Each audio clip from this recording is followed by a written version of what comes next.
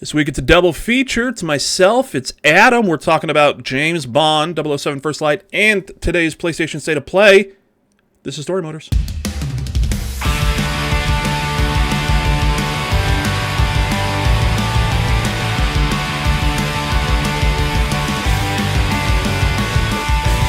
Welcome back to the Storymoders podcast. My name is Robert. His name is Adam Gumbert. Mike is still out on assignment this week. We're still trying to find the best pizza place in all of Salt Lake City that's not the Pie. Turns out there's a lot of them, so he's doing a lot of pizza eating, a lot of pizza trying, a lot of pizza driving. Adam, hey buddy, it's been a minute since we've hung out and chatted, right? It's been a long time. Very long time. Everyone listen to the Tier List video game podcast featuring Mr. Hawks talking about Yakuza Like a Dragon, out now. Yeah. Episode dropped yesterday, and I'm still mad at him for it. Adam, how you doing today, buddy? I am doing wonderful. Thank you for asking. Good weekend. I got to talk to you twice in 1 week, which is amazing. And just in general, saw a baseball game, called into work sick. I just had a great time. Hell yeah. Hopefully your boss doesn't watch this, and I know that they don't because not many people do. Never know. It'd be weird if your boss was fucking Mjolnir in chat right now. And they're like, what the fuck, dude? Oh, man. Yeah, you've been good. We hung out on, was that Saturday or Sunday? I can't remember. Saturday, I think, yeah. Yeah, Saturday.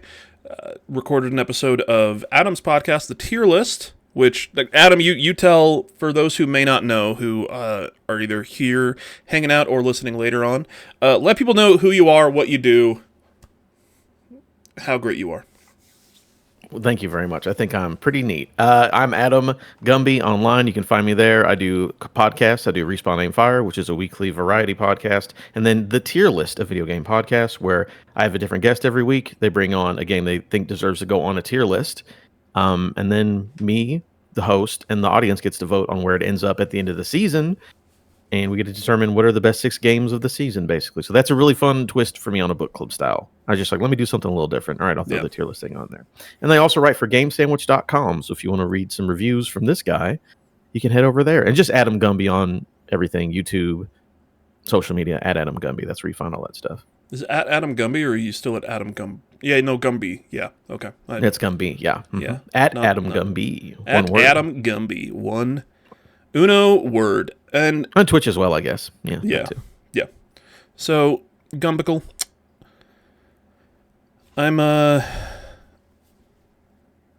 can't remember the last time that you were on and whether or not I've asked you what your favorite game in your first game was. We did do that, but I could do it again if you'd like, unless you have a different question. No, since you're a return guest, we have a different question that right now I don't know. Okay. You can make something up. Yeah, like give me a sec. There. Yeah, give me a sec. Oh, okay. Yeah, this is so directly from our conversation on Saturday. I'll do this. Okay. So, second time guest. Okay, and this is coming out of our conversation on Saturday about Yakuza Like a Dragon. So my question for you is, how dare you? It's not really a question, I would say. It's a question mark at the end, isn't it? I mean, where did you get off? I had such a fun time. I was like, thank God this is going to be the best episode. I'm going to make Mr. Hawks so incredibly mad with this. Oh, I was so excited. You son of a bitch. I gave it a real try. 18 hours is nothing to sneeze at for something I did not enjoy. 18 hours in a Yakuza game is nothing. Okay? That's like maybe Yakuza can a whole James Bond game. Yeah, I would have rather been playing James Bond for those 18 hours. I'll be honest with you. Spoilers for the second half of this episode. James Bond, First Light is dope. Yeah. But Adam, we've got as anyone who may be looking at the title and or hanging out in the Twitch chat can see, tonight is a double feature because we were just going to talk about the state of play reaction, the PlayStation stuff. That was kind of our plan tonight. And then, Adam and I were talking about this 007 game and how he's playing it, I'm playing it, and we both finished the main story, and we're like, fuck it, let's talk about it. Let's talk about that today, too. So we've got, a bit of half and half. So we're going to talk about the PlayStation State of Play first. We'll kind of go through what we thought the highlights were and then, just a quick rundown of what happened, and then we'll jump into 007 talk. Mostly, we're gonna stay spoiler free for like the storyline for the game. We'll talk about some like gadgets and other things like that, and kind of some general terms for the game, like in from the game. But story wise, no, anything outside of like I would say the first couple hours we won't touch. So nothing like major. So yeah, if you're worried about, hey, I haven't played 007 First Light yet, don't worry, you can hang out with us tonight. Adam, PlayStation State of Play. Oh yeah. What right afterwards? I mean, before we jump into the specifics, what did you think overall? Did you like the show? Were you surprised by anything? Did you hate the show? Did you come out of it yelling "God of Woke" like a fucking idiot? I've not seen that one yet. How overall? I think it was pretty good.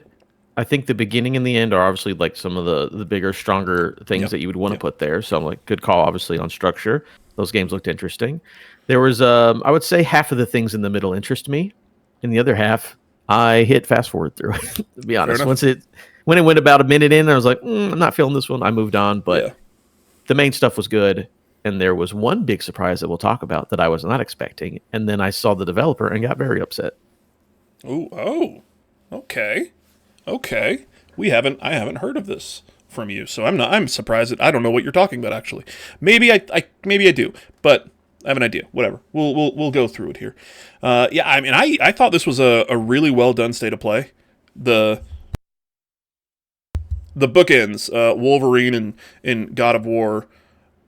I'm gonna say Laufey because that's just how I look at that. I know that's not how you pronounce it, but yeah, God of War, Laufey looks sick. It looks like it's gonna fit right in with Ragnarok and God of War 2018, and there ain't nothing fucking wrong with that, dude.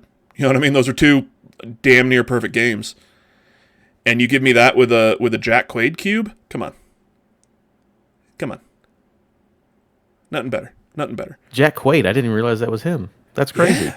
As Jack Quaid as a cube. Did you not see the picture of him doing the No, doing I the did mocap? not see that. No, I don't remember. I don't remember Jack Quaid pretending to be a square. Give That's me cool, just a sec. Yeah, pull that up. Where did it go here? So Rebecca Valentine posted this. That's actually hilarious. Yeah, this shot of Quato doing his mocap for Frank. Also, incredible name for this fucking cube. I don't know if you caught that. The cube's name is Frank. PHRANQUE. Like, that's the fucking most Utah goddamn way to spell Frank that I've ever seen. And I love it. But yeah, this Quato as Frank the cube doing mocap as a cube with a big cube. I like the hand, his one hand out, like he's trying to emote with the hand. Like he's trying to be like, hey, whoa, calm down, as he's a fucking gelatinous cube. Yeah. I mean, he's an actor. He's like, I got to emote and do this character. It's like, buddy, you're a square. Don't worry about it. The people in the back are like, does he realize what he's going to look like in the game? Like, does he think he's a transformer in the game? Is that why he's like so bulky? No, you're a perfect cube. God. You are a beautiful, beautiful cube. You are our companion cube, Quato, and we love you. Very good. Yeah. So you like the beginning and the end for sure, then? I did, yeah. Some of the stuff in the middle, most of the stuff in the middle, like nothing that was shown off, like, for lack of a better term, offended me. You know what I mean? Nothing was like, oh, this is definitely not for me. There's stuff, like, I'm not excited to play everything. Not a big fan of Dynasty Warriors games. The Onimusha game, not super, hyped for it, but everything looked cool. Everything looked like, oh, cool, this has, like, I could see the audience for this. There wasn't that game that you see the trailer for, and you're like, oh, shit, here's this brand new, free-to-play thing that they're just going to shit out that's going to die in a week and a half. Like, no, everything had its purpose, and everything you could see an audience for it, which was honestly refreshing. It just didn't seem like a whole bunch of random shit. And No. the fact that they were like, hey, we're talking about Wolverine and other stuff today, and then they started with Wolverine and this fucking 10-minute. We're just gonna let this kind of run as we talk about this and some other stuff. This like 10-minute blood-filled, insanely fucking awesome looking Wolverine game, and this was what they started off with. You're like, there's gotta be something huge, and there was. Yeah, pacing was really good, and just Wolverine in general. Yeah, thing about Wolverine is, it's fun when that character can be very violent. Like everyone wants to point to like X-Men Origins Wolverine Uncaged, which is awful movie. Game is fine, but it was so over the top and bloody. Like it was like people attached to that game because of how over the top it was. That game was a God of War game that I could play on the Xbox. Yeah, that's what that fucking was, and it was awesome. From the minute one of this clip here that they showed us, it was like, oh yes, like his arms get covered in blood immediately. The first person he kills, and his entire body is nothing but blood. It's like, oh yeah, I'm here for it. We're gonna have a good time. Yeah, and they have a lot of weird characters. I like Insomniac going for the weird characters or like the lesser known characters, just because it's fun to play around with them. Like in this one, like immediately we see like Wolverine's trying to go save some mutants or whatever, and Leech is there, and like I know if you watch the animated show, like who Leech is, but like thank you for putting Leech in here of all people. Yeah, I didn't like. I've honestly, so I watched this live with. I watched the Kind of Funny stream of this, the whole presentation. So I was watching it kind of with them and then with their commentary over it. So I didn't, catch every detail of what they were actually saying with the, like the developers and everything. And really, I want to point out Batgirl in chat, bestie. I stand Cube Jack. We all do. Batgirl. Yeah, quite army for life over here. So I don't know if they mentioned this. So are all the mutants that you could tell, like you could see Leech in the truck. Can you tell if any of those other ones are mutants that are known, or if they're just like mutants that were kind of made up? I feel like they're probably all going to be real known. I would need like a freeze frame on it or whatever. But I mean, obviously you have I know you've got the Jean Greys, and we know who these people are. But this is Jesse Faden. Jesse Faden. Oh, is it her? Is it actually her? Yes. It looks like her. The same actress. Look, once she's not in, glowing Jean Grey face. Yeah. And the fucking same hair. I mean, it is a redhead with psychic powers. I mean, I could definitely see where you get that from. It might be her. No, look, once she comes up on screen, it is her. 1,000%. So? This is fucking her. I'm going to Google that. I want to look that up. Yeah, I see it.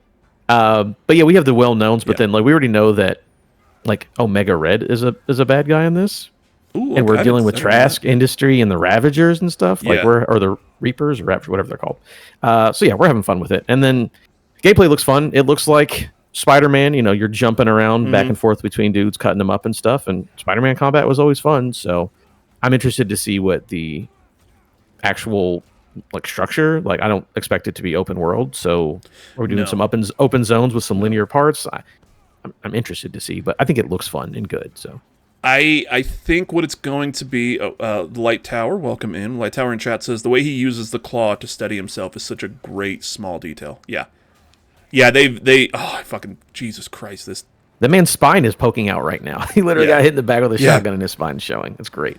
That's one of the things that I think a lot of people that were, looking forward to the game, which a lot of people were like, are they gonna do the thing that fucking Wolverine game did, the Wolverine Origins, where you see the damage that he's taking on his body because like his body is actually being damaged, and then he regenerates to health, which we definitely see. But since it's Insomniac, is this considered the same universe as Spider-Man? I would imagine so, but they haven't come out and said, hey, this is the Insomniac verse or anything yet. But I would imagine that this is going to be in that same universe. Yeah, I wouldn't be shocked if we see a newspaper clipping of Spider-Man, or maybe one of those characters shows up here. I wouldn't be completely shocked about that. Yeah, world building would be sick, and especially if there's been like I think rumors and stuff. I don't know if it's come from anything actually, or if it's just, oh, they're doing Wolverine and they've done Spider-Man, they're probably going to do some sort of X-Men, crossover, or like Avengers or some sort of Marvel thing. So if that is indeed the plan, is to do maybe an X-Men thing, Spider-Man's worked with the X-Men before. It's not, new. They could definitely, I think it would be great for them to go down the X-Men route instead of the Avengers route. Because we've the Avengers, obviously, the MCU has been now around for, 10, 12, 15 years. It's been mostly great. But we've got all these Avengers stories already. And then we had Marvel's Avengers that came out from Square Enix. That was the online, like the multiplayer weird thing. We've got a lot of Avengers stuff, have not gotten a ton of X-Men stuff in the past, maybe, I would say, decade, 15 years, really. Since they started doing the movies, Marvel's really been like, we're doing a lot of Avengers because that's what we have control over, And I wouldn't be shocked, especially with after, we get Doomsday or whatever. I think they're going to plan on reintroducing the X-Men, I think I saw somewhere, as like movie form. So by the time these games get made, I mean, X-Men will always be big, but by the time we get made, maybe there'll be an extra little dash of excitement on that. World building would be 6, says Batgirl. And then Light Tower says, they did say in the blog that the X-Men don't exist yet, so it could be cool to see. Yeah. Especially if this is a world where mutants are, being hunted. And I think in the trailer they kind of mention, people don't know, humans don't know about mutants yet. So this could very well be a, hey, this is the mutants kind of getting together to start, not necessarily to fight back, but just to be protected. And like this is essentially the origin of the X-Men, where Wolverine is already an established, anti-hero, and you've got Jean Grey with the powers, and you've got all these other characters, but this is going to be the beginning of how they actually do get together, and start the group, start the club, start the school, really. Yeah, it's like the X-Men's origins in Wolverine. Yeah. It's crazy. September 15th. September's got every fucking game right now. September's going to be wild. Let me tell you, even based on this alone, it's going to be crazy. Skyfall. Okay. All right. Sorry, we were talking about that song, and then Diamonds Are Forever came on, and then we're just listening to that too. All right. Wolverine looks sick. What you have like a list of kind of the next few things they talked about, right? I should have pulled it up. Yeah, no, I've got a list in front of me. Obviously there's God of War, and then there was Marvel's Wolverine, but we can go something that was in the middle if you want to, Yeah, I was just gonna, if we have the list of what kind of in order, we can just. Yeah, well, I have a list, but it's not in exact order. That's fair. I went to the IGN everything announced in case you want to be on the same page as me. So the next thing on their list, and the thing that I was very interested in until I saw what the developer was, and we'll see what it is. But Until Dawn 2 was not expecting an Until Dawn 2. I really, really like those games. I reviewed Directive 8020 a couple weeks ago, and I really enjoyed that. I'm like, oh man, Supermassive, this is like one of my favorite Supermassive games. This will be awesome. And then we show Until Dawn 2, awesome, and it's made by Firesprite. Yeah. Not saying Firesprite's a bad developer, but I do like when Supermassive makes Supermassive games. That's all I'll say.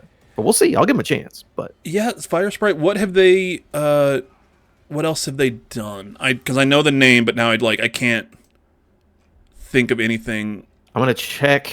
I think that Firesprite is the one who did the VR Horizon, unless that's Firewalk, which I always get the two confused. Aloy made Sprite. Yeah. Yes, they're the ones who made Call of the Mountain. Okay, yeah. Aloy drinks Sprite, and then Firewalk Studios is the fucking other one. But also, Aloy also walks, so it doesn't make sense. But anyways, yes. Firesprite, whatever. The only game that they've developed by themselves is Horizon Call of the Mountain. Okay. Well, they apparently did The Persistence, which is a VR title. So they've made a lot of VR titles, and now they're making Until Dawn 2. Again, sometimes this works out, and it's not a problem, and it's fine. But I do really like these kind of games.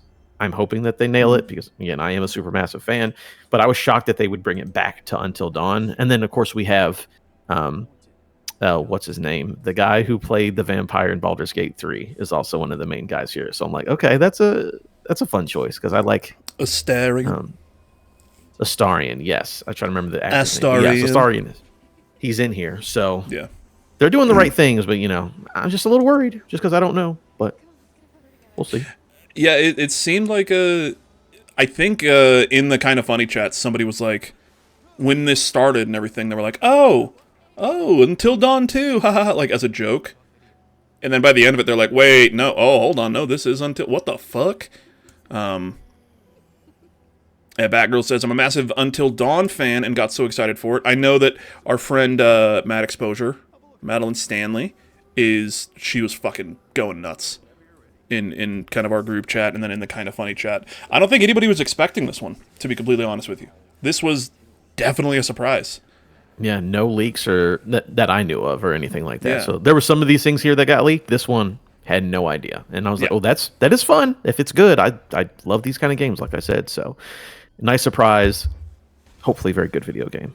They just cut that man in half, and his guts fell out. Come on, let's go. And this trailer kind of it goes a while before you actually. It's like a full minute of just hey, teens on a beach. Until you see, like, a killer or anything like that. So, like, a really, really good job of kind of building it up. But, yeah, how are you going to survive until dawn if it's in the middle of the day? It's a very long time they have to survive. It's a long time until dawn, even longer. Dusk, I don't know. Until dawn or 2 a.m. The 2 a.m. That's close enough. I do want them to. Again, so I played Directive 8020, and I really liked the sections where they kind of flesh the game out. So obviously, you still make choices. It's still very cutscene heavy and all that. But it gave you a lot of sections where you actually were going around an environment and doing like survival horror gameplay. That'll be interesting to see if this game adopts any of that and does more gameplay stuff, or if we're just doing playing a cutscene, which is fine, but you got to remember now it's not Supermassive, as we just talked about. That's what I'm saying. It is a completely different. And I'm actually, I wish Sony and Nintendo and Microsoft would do this more. Where hey, we've got this. I do IP. like the idea. No, we've got studios that aren't doing anything in particular. What do you want to do? You want to do Until Dawn 2? Cool. Hey. Supermassive, you cool with that? They don't need to be cool with it, but like, you know what I mean? The only thing that I hope this game does is reference the incredible film Until Dawn. So, Light Tower says, I was surprised. I'm excited to see another studio take a shot. Yep. And then I think that IP is too big to stay dormant, and Supermassive seems to want to do their own stuff. Exactly. Yeah, I think out of anything Supermassive has done, Until Dawn is that's the... It's kind of sad to say that that's the peak. Because that was kind of it wasn't their first thing, but like that's it.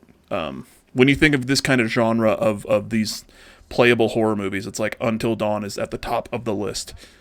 And if Supermassive doesn't want to go for it again, cool. We've got a bunch of studios that can do it that are probably working with people from Supermassive just to make sure that they're getting like the tone right. So. Yep, that was a good one. Yep. We also saw Marvel Tokon Fighting Souls. We saw some new characters. I'm not a fighting games guy, so it looks cool. It looks cool. Like the graphic styling of that game is fucking incredible. Yeah, that's the thing for fighting games. Like especially this one, like this looks amazing. Too bad I'm absolute dog shit. Because I could buy it and I would be awful and not have a fun time, but God, I wish I could be good. That's why it's sort of like NetherRealm, where they're like, here's a story mode for the people who aren't good at fighting games. So I still want to play this, but I know I will not be good. But I like Marvel, and the game looks amazing. Yeah. Oh, and Light Tower also says, with VR basically done, this feels make or break for this team. That's another thing. We saw zero VR stuff here. Not even hey, look at these VR games that have already come out, and remember that we have a VR headset. Nothing. Just nothing VR. Nothing PlayStation VR at all. I think that's a trend going forward for everyone. I also don't think we're going to see Meta talking about stuff at SGF. Yeah. Because I think they're all done with it. So, it's, shit happens. All right, Rayman Legends Retold, remake of Rayman Legends.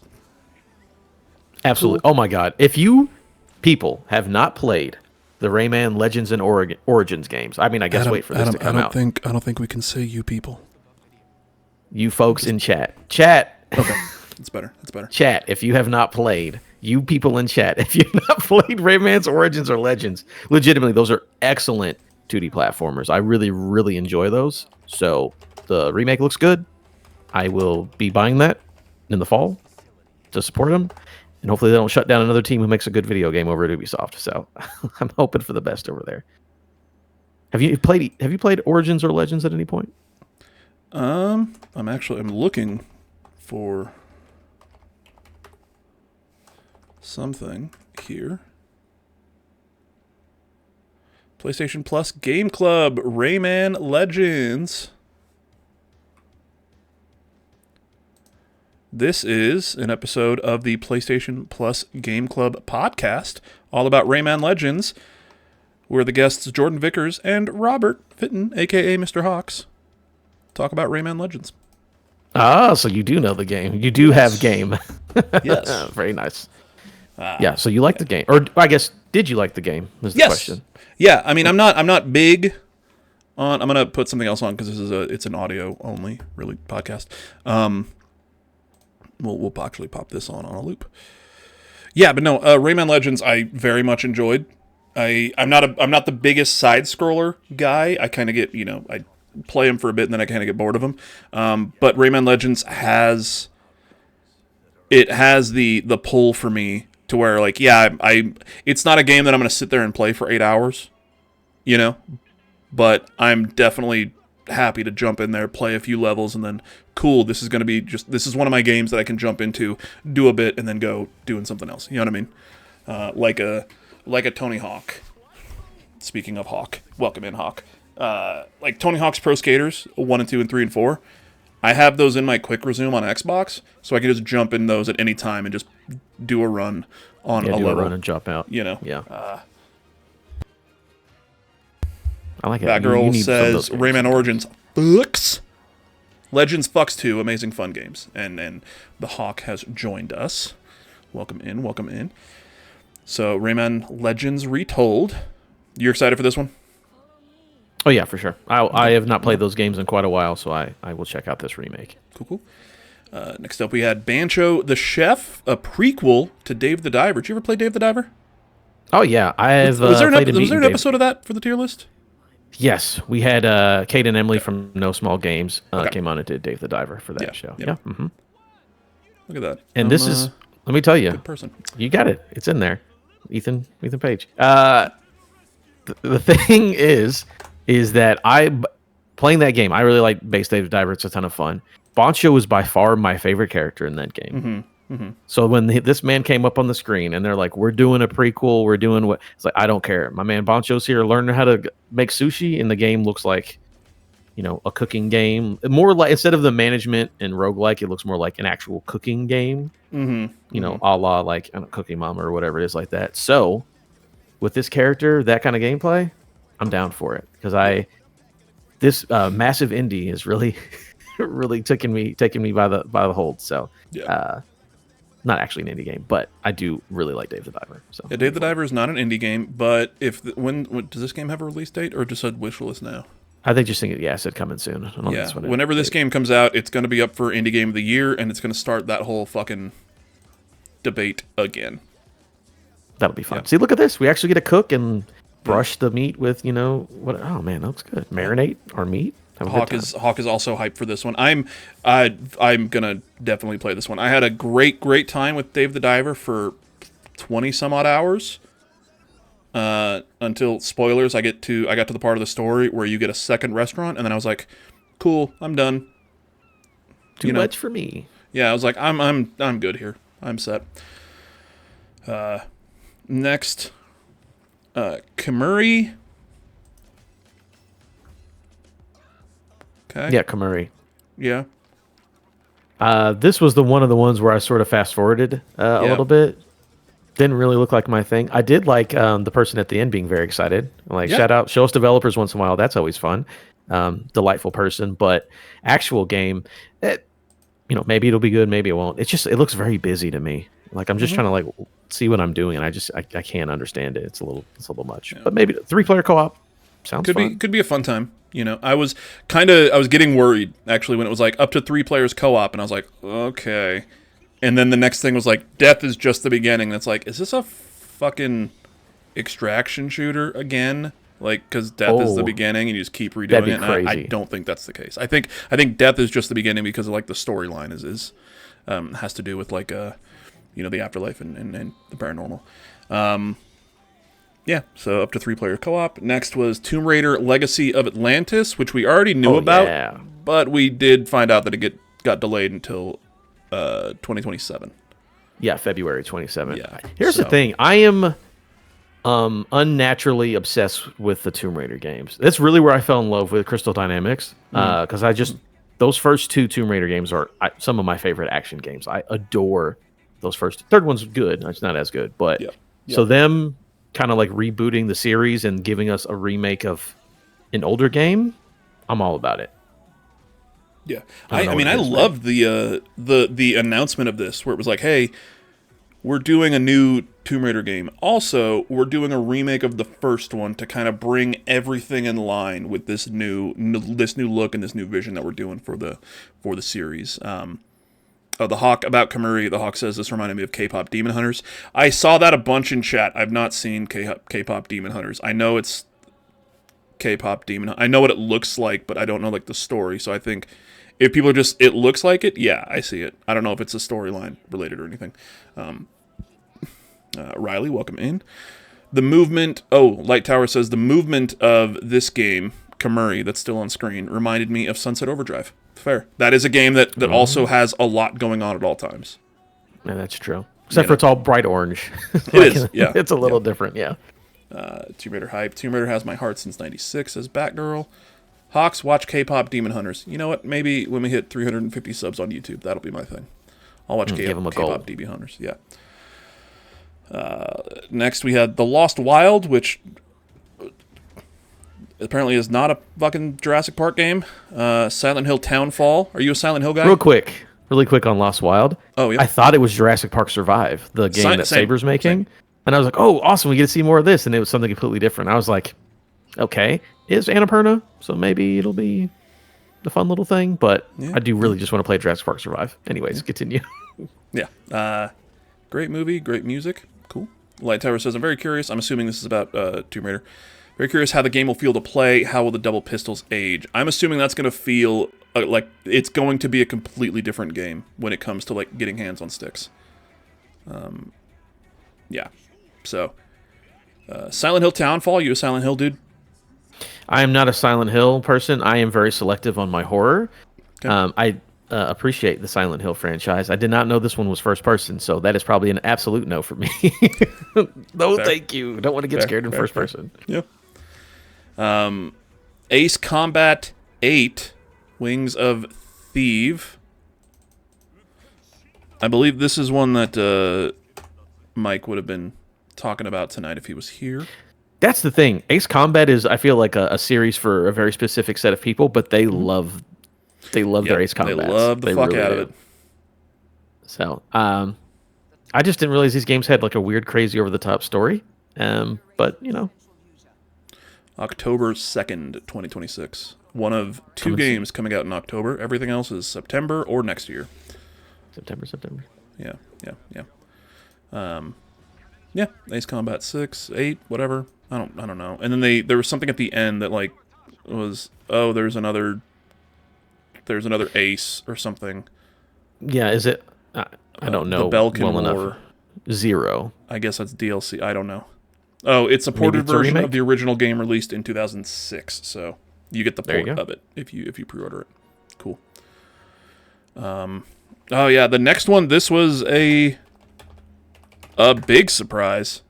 Stuntman Hollywood.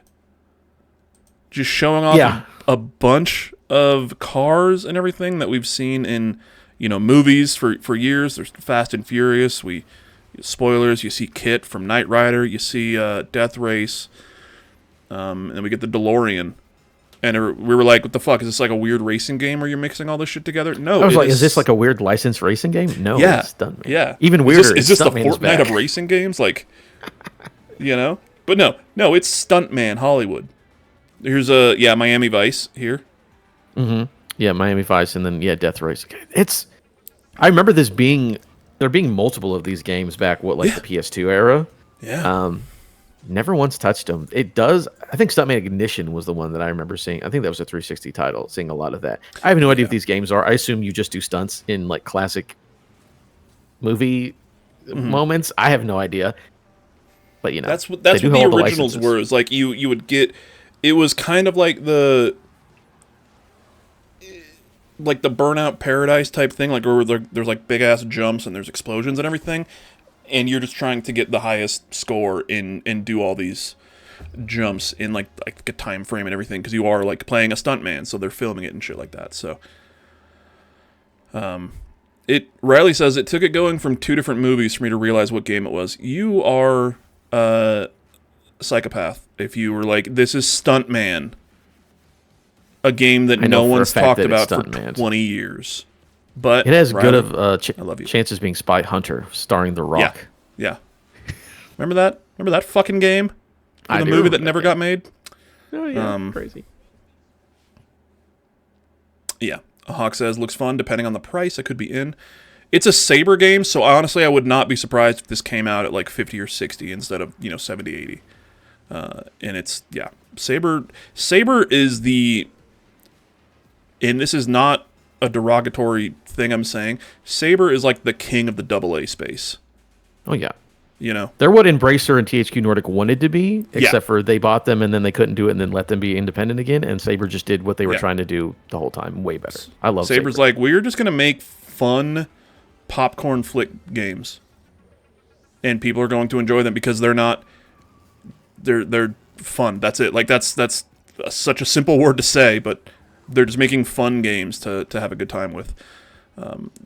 Light Tower, the big car crash genre has been MIA, so I was hyped for this. Same. Yeah, it's very true. Very true. I think the last game we got was Samson, and that came out. Spy Hunter was so good, says the Hawk. Next up, we got Ill. Did not care.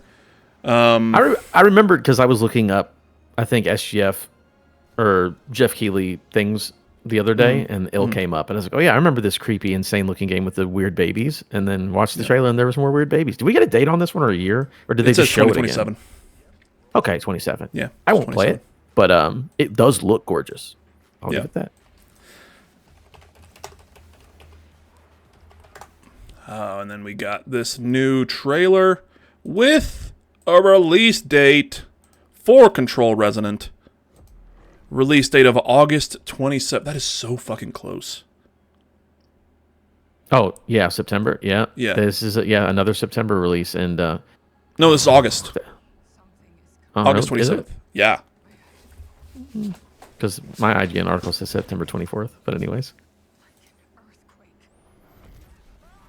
Oh, well, then GameSpot fucked up. Control Resonant releases August 27th, 2026. I think it is September. Yeah. Get that together, guys. But yeah, September 24th. Where the fuck? Did AI write that? Who knows? Listen, Control Resonant is from Remedy, and Remedy are the masters of just making the most batshit insane thing that is super fun to play.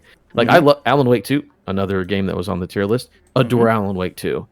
But the thing, Control is the more fun game to play because they're like, here's superpowers in our weird, fucked up X-Files world. And this dude just being like, oh yeah, I have superpowers and it's melee combat. Man, you have me. I already liked it floating around shooting guns, being Jean Grey, but now you're going to let me go bash some dude's head in with a giant hammer made of concrete? Oh, I'm so excited. This is one of the most anticipated of the year, easily. Oh, yeah, same for me. I loved Control. So I'm very excited for this. And seeing this reveal trailer at the Game Awards last year was so fucking hype, being in the crowd for that. But yeah, I'll be honest, I was very unsure if we were going to see this year.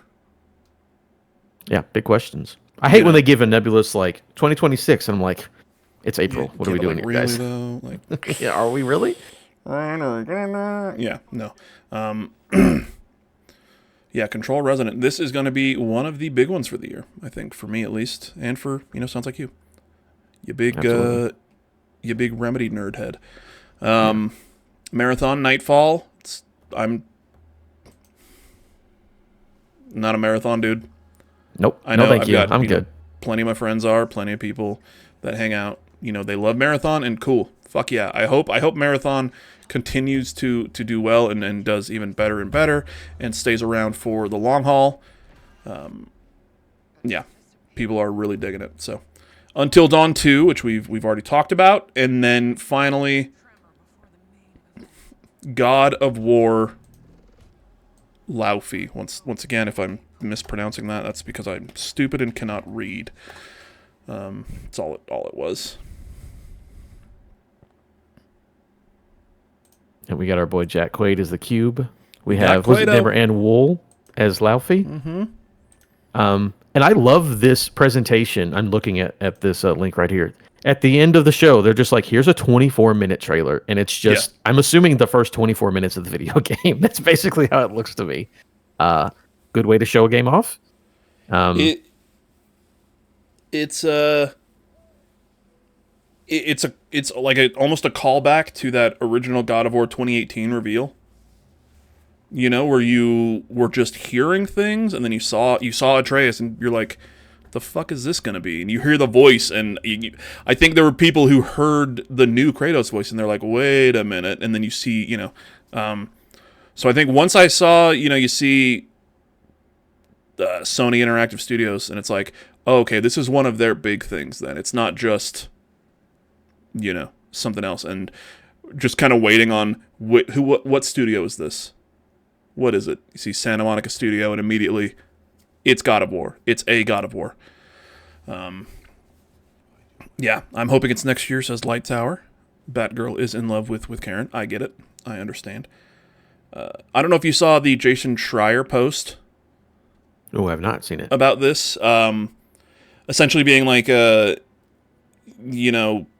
of War, it was just announced, but unlike some other things, that may have just been talked about recently, this one is not, quote, years away.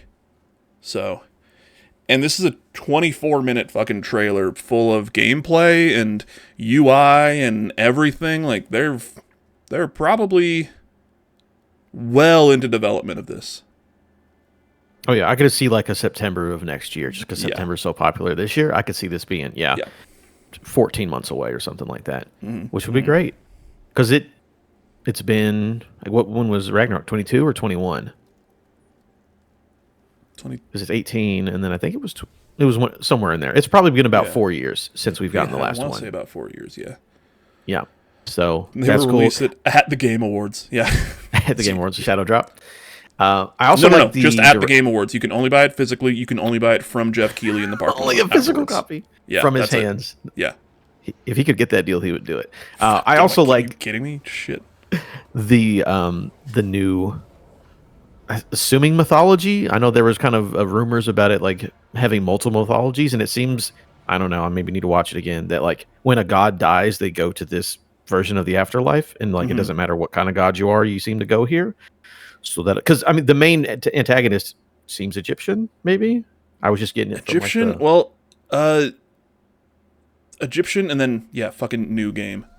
Bam! What the fuck? Come on! So good. Come on! But no, like there was one. There were the two. The couple. One seemed like Egyptian, and then the other one at some point, I believe it said speaking Mongolian during the fight. So is that like a some god, sort of Asian mythology? Like in some sort of Asian mythology? Yeah, so Light Tower says, the blog says multiple mythologies. So this seems to be, this is the afterlife of the gods. So this can definitely be a fun way for, it's just like, hey, there's a bunch of mythologies that, instead of just being in one, the Greek or the Norse, like, this is where they all go after fucking Kratos has killed them. So you've got to think, all all of those Greek gods that Kratos killed, now here is his wife, who's in this world with them. She better not tell him who she's married to. Yeah. Be bad. No, luck. she fucking will, because she's like, no. Yeah, Kratos is my husband. And he was afraid of me. Zeus showing up? Yeah. Zeus would be like, oh, my son is your... Also, I guess they would make it his daughter-in-law. Yeah. If we saw Zeus in this game. Oh, see, we have fun things we could do here. Could do some really, really cool shit. Yeah, we see Zeus. I think this is just an easy way for them to be like, hey, one, we're going to tell a cool ass story that we haven't told anything like this before. And two, here's Easter eggs out the fucking ass. Of the not even just like 2018 or Ragnarok, but like specifically that Greek saga. Like how much of that Greek saga are we gonna see popping up in here? Yeah, and we also have things. Yeah, I saw it in chat from I don't see it's gone now. I can't read that. I don't have my glasses on. But talking about like the gelatinous cube, like what would that? Mm-hmm. I know it is a D&D monster. I don't know if it's from a mythology. Maybe it is. Yeah. Maybe that's where they stole it from. But in the sword, I'm pretty sure that sword is Excalibur. They're being like, yo, that sword, watch out. That sword's very special. Yeah. That sword's very, watch it be Excalibur. Ooh, there's a lot of, we could do a lot of fun things with the premise. Yeah, Light Tower says they have had a rhythm the last couple of years of a reveal trailer and a fall release the next year after with Yote and Wolverine. Yeah, so this could definitely be next year's fall game. And this could be the big Sony game for the year. Like, I think this year that is Wolverine. Next year it can be this. Like the actual first party games, because obviously Control Resident, fucking GTA 6 if it comes out this year. When it comes out this year. Yeah, trust me, dude, I want to play it so bad, but it's coming out. Yeah. I also like her style. I mean, obviously Kratos is a big boy, and there's a lot of heavy swings and stuff, but you're just like air juggling people just like off the rip. She's like 20 feet in the air. Let's juggle this dude real quick. No, so Kratos does like the heavy hits. Laufey over here. It's Kingdom Hearts 2, baby. What up? Yeah, it all comes back. Where's Donald at? What up? Donald is the fucking cube. Very good. Also, they're not going to do it. Mm-hmm. But I think between now and the time that game releases, how many jokes are we to get about Jesus being in this game? It's going to happen, dude. If Jesus is not in this game, then the question, well, actually no, because it won't be coming to PC. I was going to say, how quick are modders going to put Jesus in this fucking game from the I Am Jesus Christ game? Just take that model. I know it's dumb, and obviously that doesn't make sense for mythology because like a lot of those mythologies are like fantastical and stuff. Mm-hmm. But just the idea of a dude with sandals walking up to fight Kratos or Faye or something would be amazing. I feel like if Jesus Christ was in this game, I think that he would be like the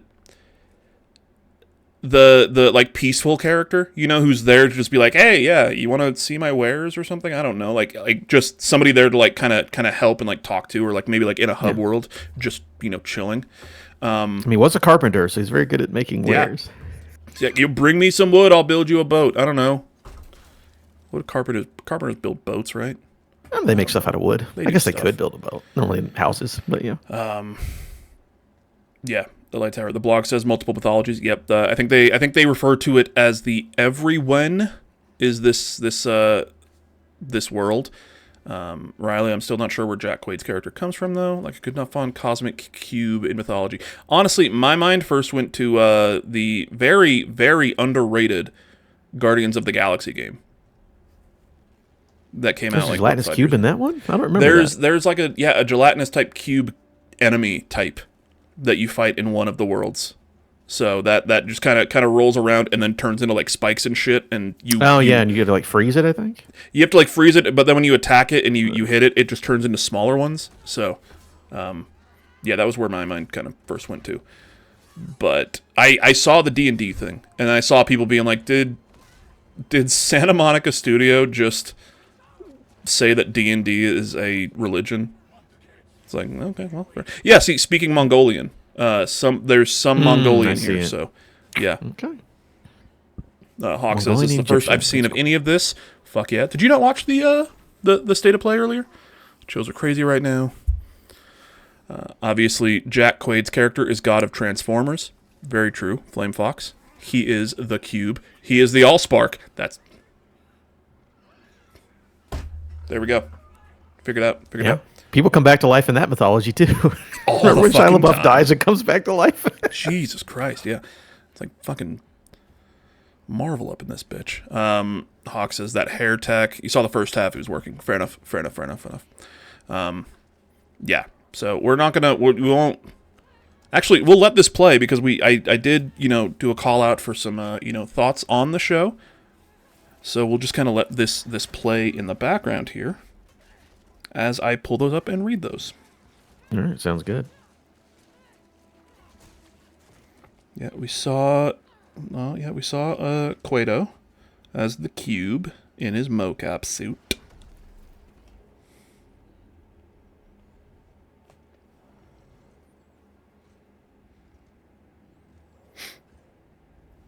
Yeah, I'm just looking at this guy now. Because he's got like the teeth, right? Mm-hmm. That looks a lot like some things I've seen before. I'm assuming it's Baraka like Asian from Mortal Kombat? No, something more Asian. Asian Baraka for Mortal Kombat? Yeah. When you watch the Japanese version of Mortal Kombat 2, yeah, that's what it looks like. Yeah, that's what it is. Yeah. Okay. Yeah, got a bunch of stuff here. Jesus, our good friend Jacob, says State of Play was a solid 7. Some really great announcement as bookends, but everything else was games we knew about and just updates. Not necessarily true. Not everything. There were some surprises that we kind of went through, but definitely a lot of updates and good announcements. I like the announcements of actual release dates. I'm never mad at that. I just realized this fucking GameSpot is fucking up. Another wrong information? This whole article is like, here's everything they talked about. Completely missed everything fucking Capcom. Missed Onimusha and Dynasty Warriors and all that stuff. Not even in here.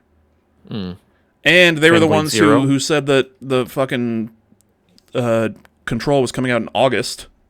Yeah. There was a couple things we missed in there, but yeah. Nothing too crazy, I don't think. Only one I would say is No Rest for the Wicked. Seems like it's coming in. Yeah, Phantom Blade Zero did not get a release date shown here, but I think the devs posted about it after the fact, saying, "Hey, we have a release date," and I want to say September. It's also getting its own State of Play. It's also getting its own State of Play. Yeah, its own kind of video there.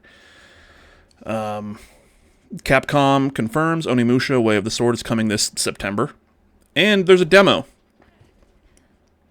So if you are excited for Onimusha, there is a demo of the new one coming out. And I think they also said they're porting the second one or one of the other Onimusha games. Yeah. I'm just looking at this other list to make sure we didn't have anything else really that we missed. I'm looking. Yeah, Flame Fox says, here's a baddie. I'm not sure who Flame is referring to because there are, quite a few. Everybody. Yeah. Baraka, the Egyptian goddess, Adam, me, all baddies. You know what I mean? Faye herself, all baddies. So Cory Barlog isn't the director on this game. No, Cory Barlog is not the director on this game. Yeah, so... Isn't he making a space thing? Is that what the rumor was last? I think that was the rumor.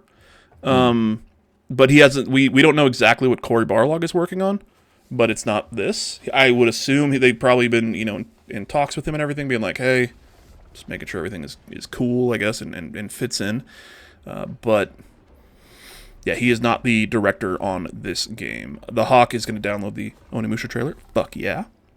Nice. We're going to have to fight this big cat thing, by the way. You already know.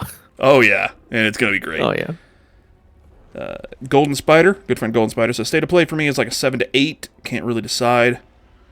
Going into our next topic, says 007 is my goatee for sure. Only thing that can top it is maybe Control Resonant. Fuck yes. Ooh, good year.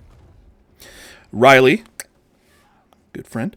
I really enjoyed the state of play. Wolverine looks brutal, as it should be, and looks fun. As someone who remembers trying to perfect scenes in the original Stuntman and Stuntman Ignition, I'm so excited to see another game is coming. Control Resident continues to pique my interest. Ill and Silent Hill looks scary as fuck. Sony Santa Monica continues to cook. God of War Laufey looks not only beautiful, but fun as hell, and I want it in my hands. This game needs the title War of the Gods of War. Solid 8. That's, you know what? Yeah. That's excellent. Yeah.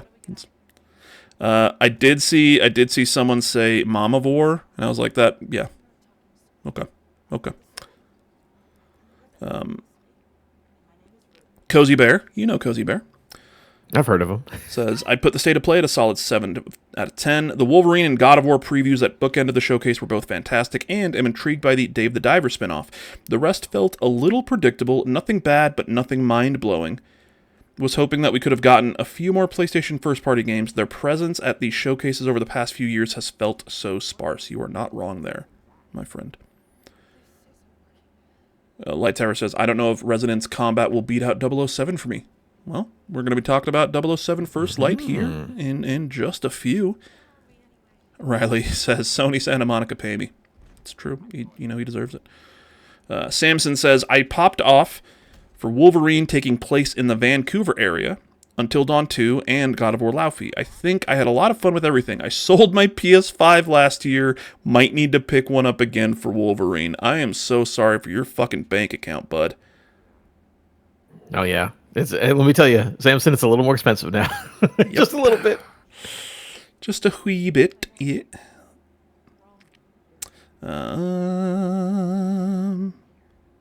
Let's see where we've got anything else. If we do, I think we've got some other ones in one of these other chats here.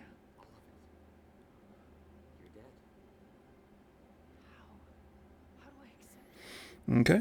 Mr. The Human says, I'm hyped for that The Lost Wild game. I love me some dinos and really excited to have something dino related that isn't attached to Jurassic Park. Totally fair. Yeah. If you don't want Jurassic Park Survivor, this looks like the next best thing. Hold on, what is this? What is fucking Jesus Christ, where'd it go? Where did it go? Phil Bothan says, I'm just glad they finally officially announced the PS6.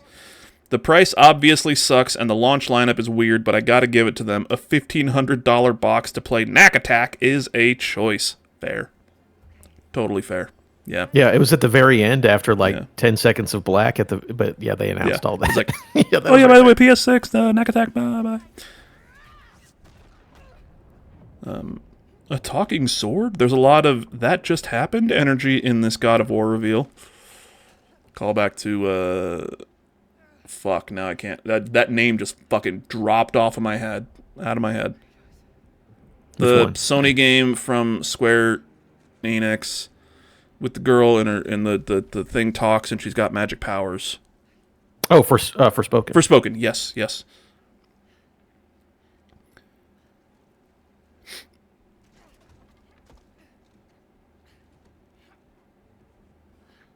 Phil Bilton also says, I have a lot of thoughts on this God of War extended thing, actually, and most of it comes down to, it's a God of War game that somehow, after all this growth, really doesn't seem to know how to treat women. Okay, fair.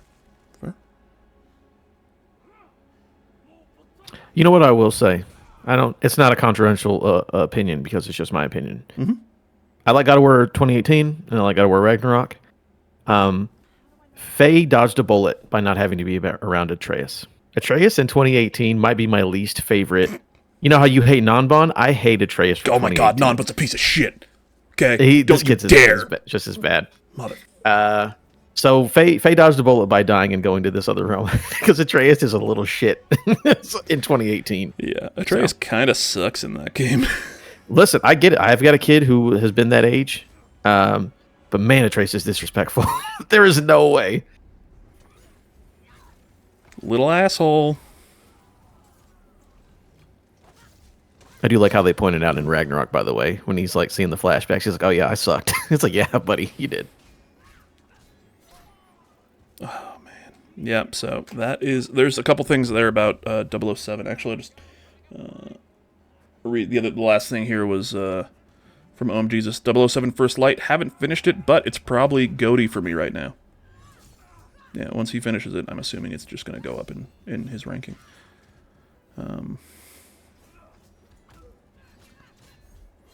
Yeah, so, Adam. Yes. You ready to talk some 007? I'm ready for it. I've been ready for days. Yeah. I've been so excited. Mr. the Human says, major spoilers for 007 First Light. It was good. So, sorry to fucking spoil the game for everyone who hasn't played it yet. It's real fucking good. Okay. Big if true. Light Tower, about the show, last couple things here. My main goal for them was to show why gamers need a PS5, and I felt like they did that. I would agree. Like, and especially now that, we're not going to put this shit on PC. You have to have a PS5 to play these games. Wolverine and God of War are games, so, like, they're console sellers at the end of the day. Neo says, bangers everywhere. Hawk says, 007 is also my current GOATY. Hell yeah. Neo Aoshi says 007 is garbage. He finished it last night and cried on stream at the end of it, and I get it. Yeah. Oh, also, I love the cube just, like, popping in here and just hitting dude in the back and then squiggling away. Like, what the fuck? Also, is it a cube or is it the thing inside the cube? That's alive. You know? Yeah. Yeah. It might be that sparkle magic in there. That's actually Jack Quaid. Yeah, that's Jack Quaid. Yeah. That's who he's voicing. That's why he's wearing the cube thing, because the cube is not actually him. He's inside the cube. I get it. This looks so fucking silly. But also it's like, yeah, okay, I get it. We're in a weird fucking world. Yeah. If the cube dies, I riot. Yeah, if the cube dies, I kill Jack Quaid. In real life. No. What? Also, fun thing, again, just because I think the cube might actually be related to D&D, magic items don't get eroded inside of Gelatinous Cube. They don't get, like, dissolved. That sword was in there, no problem. So it's definitely a magic sword. We assume that, but it is definitely magic. I like the thought that it's Excalibur. I think so. You know, and also, the ribbons being Zendaya's character from Euphoria is kind of weird, but you know, if anybody saw the season finale the other day, I'm not going to talk about it because I only read about it. But you know, it's a weird choice. But weird season, from what I hear. Weird season, just in general. Yeah. Okay, so 007 First Light. Adam? Robert? What are we thinking? Where do you want to start? Oh, man. Okay, here's the thing. Like I said, I got 007 in order to review it. I played it basically in 2 or 3 sittings because I could not put it down. And it is... I love IO Interactive, right? I'm a huge fan of Hitman, especially World of Assassination. And 007 First Light is them taking the ideas of what makes Hitman really good, refining it and narrowing it down, and just making the coolest action-adventure game that has featured James Bond. It's probably ever. It might be the best James Bond game ever. It reminds me of when Respawn took the Star Wars license and made 2 amazing Jedi games featuring Cal Kestis. And it's like, okay, we're taking an IP, we're showing you the things that people like about the IP and having fun in that world, but putting our own spin on it, and it also just turned out super, super well. It is easily one of my favorite games of the year. I think it should be on the short list for Game of the Year. I mean, this year's crazy. I mean, this month was crazy. But it is excellent, and I loved every second of it. I literally like this game as it goes along. I'm like, this game starts as an 8. By the time it ends, it's like, it's like a 9.95. Like, I adore 007 First Light. So you said you like IO Interactive. Are you a fan of the Hitman series then? Are you big on Yes. like World of Assassination, everything like Hitman 3? Especially World of Assassination. That one is Okay. top tier. Okay. Yeah, because personally, I tried playing it. It's Hitman, World of Assassination. Like, I'm going to say World of Assassination for kind of that whole, era of the Hitman games. And this is literally just the beginning of the game. We just have Neo Aoshi stream up because he was hanging out in chat here a moment ago, and I'm just like, I know that he played the game. Let's just pop up his gameplay. What's your favorite James Bond movie? Because I did record my first hour or so of playing it, but that stream is about 13 hours long. So, because somebody forgot to stop recording before he went to bed. Oh, it happens. 30 gig file. Yeah, I have never been able to play the Hitman games and enjoy them, but I love watching people who know how to play them because they're so fucking just like people can just do anything they want. And once they announce, hey, we're doing James Bond, it's like, you're gonna make it a Hitman game, obviously, but this character is like, this fucking fits. This being able to kind of tackle missions however you want, the disguises, like kind of gadgets and all this stuff, like you've been fucking making a James Bond game for a while who just happens to have a license to kill at all times. Yeah. If I could mess up in Hitman and have the 007 combat, I would love it. Yeah, the actual like hand-to-hand combat in this game was once I got used to it, because the timing is a little bit for me it was like slower, because I've been playing Lego Batman, and that's just boom boom boom, hit things, just whatever, tap the button. Yeah. So this is I was doing that, and then I was like kind of getting hit, and I was missing parries at times. So like once I got the timing of that down, oh my god, this was so much fun to just beat the fuck out of people.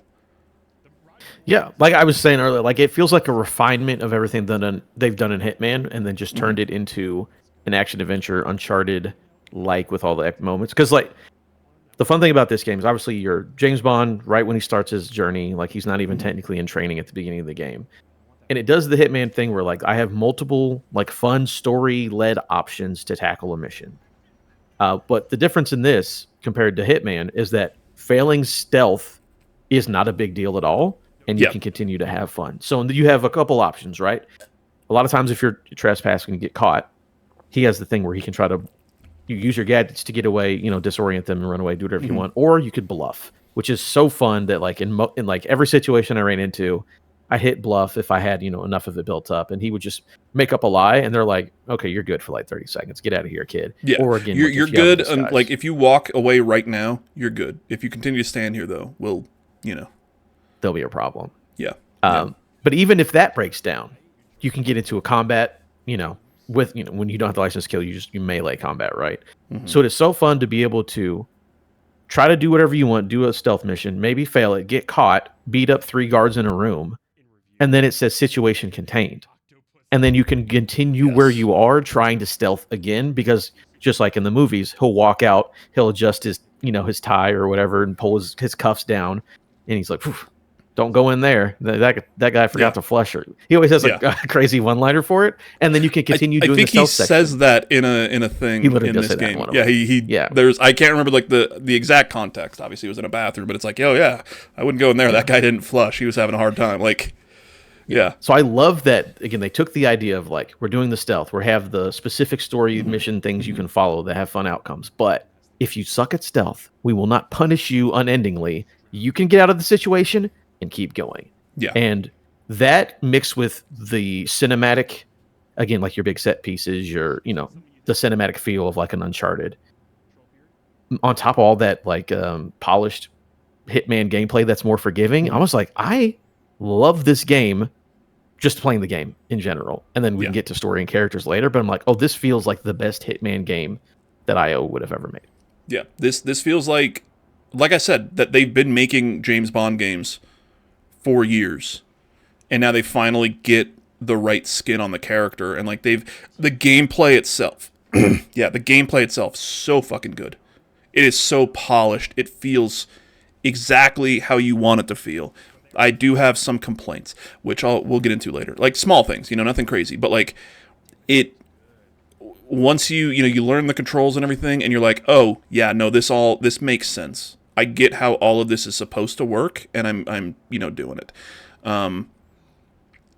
Almost immediately we get some AAA gameplay here, squeezing through the cracks. Woof! That's a AAA gameplay, baby. That's what we love to see. Look, he's getting wet. He's stumbling around. You got to crawl through a crack once in a while. Yeah. Light Tower says, it gave me the same feeling as when I played Spider-Man 2018. Like, damn, I am James Bond. Yeah, you nailed it better than I expected. Exactly. He feels like, what is it, Patrick Wilson, I want to say? Patrick Gibson, I believe. Patrick Gibson? Yeah. Fucking, you're James Bond, great. Kid. Like, dude, you are... He's top 50% James Bond actors. Yeah, straight up. You are James Bond. It's not just like, oh yeah, it's a great face or whatever. No, like, this now is one of the Bonds. Like, this is up there with at least George Lazenby, like... I think he's over Lazenby. Yeah, probably, yeah. I'm gonna drink. Oh, Robert's getting something. Get a drink. Okay. I'm out of Mountain Death. Liquid Death, stuff. Mountain Death. It's supposed to taste like Mountain Dew, and it doesn't. Tastes like a hint of lime, basically. It tastes like a hint of Diet Mountain Dew inside of some water. Looks over glasses across poker table. But is it Game of the Year? Yeah. Listen, I like Patrick Gibson, obviously great as a Bond villain. Or a Bond, not Bond villain, as a Bond. As a Bond, yeah. Everyone else is also really good. Like, I love the whole crew. Like, Money, Petty, and M, they're bringing all this. But even, I don't know is it Greenwood? I don't remember if he's a normal. Greenway. I'm assuming he's a normal character. I don't remember him because I haven't watched him in a while. But that guy's also amazing. Like, everyone's good but Lenny Kravitz, to be honest with you. And he's not there very often. Not very much. That's not a huge deal. I think what other people said, and I saw it in chat, I think in the Kind of Funny stream, and I saw somebody mention this in chat, and I was like, oh, that's, kind of a bummer. And then I played the game and realized it, and it kind of, not necessarily, like, not story spoilers or anything, but they said Lenny Kravitz is disappointing because he's Lenny Kravitz. And Lenny Kravitz is cool, but it's just Lenny Kravitz calling himself something else. You know what I mean? Like, it's Lenny Kravitz doing this. It's So he does well. The character looks great and everything, but it's Lenny Kravitz essentially playing Lenny Kravitz. And if Lenny Kravitz is your worst character in your game, I think you're doing just fine. Yeah, he did a good like, fucking straight job. up. That's what we're saying. Everyone is so good that when the guy who's just playing himself plays himself, but he's a cool guy, like, come on. I'm just giving everyone their props. Even, I don't want to go to spoiler stuff. There's like another sort of spy you run into over and over again during the story. I like that character a lot as well.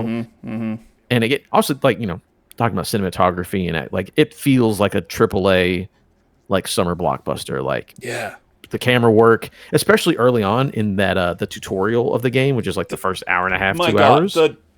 The training montage. This game has the best fucking tutorial of any game ever fucking made. Oh, it's so good. And it's hands down the greatest. It is literally just a training montage that you see in action movies, but this just happens. You're getting the sticks, and it is, because when you start fighting now, all you can really do is punch. But then you're going through this training montage, and it teaches you, okay, you can press this to parry, you can press this to move out of the way and stuff, and you learn the moves as you are playing through this training montage of a tutorial, and it's just so well done. Yeah, and it cuts. So, like, it'll be like, go grab that flag, and you've got 20 seconds, and he'll run, and you're basically learning, I got a mantle, He goes and grabs a flag, and then immediately cuts over to you doing a combat thing where you got to block and parry. So it's just like, you're playing quick cuts of a montage. Like, in succession, all in a row, and I'm like, it's pretty cool. It's pretty dope. It's fucking perfect. It's a perfect tut. It's a perfect tutorial to, like, I think I got like halfway through it, and I was like, oh wait, no, this is the tutorial right now. They're teaching me how to play. Oh my god, okay.